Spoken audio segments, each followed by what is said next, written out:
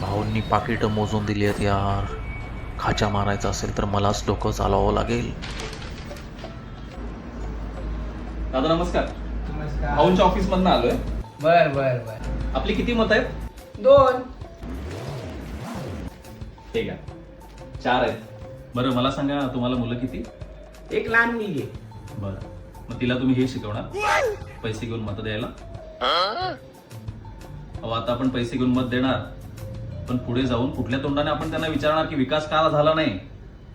एक गोष्ट लक्षात ठेवा, आपण जे पेरतो तेच उगवतं. आपण केलेल्या कर्मांची शिक्षा पुढच्या पिढीला भोगावी लागते. मत देताना फक्त एकच गोष्ट लक्षात घ्या, कर्मण्येवाधिकार असते मा फलेषु कदाचन. दादा तुम्ही माझ्या डोळे उघडले. आता मी माझ्या हक्काचं मत देणार. कोणाला? तुमच्या का हे? तुमच्या घोड्याला. बरोबर.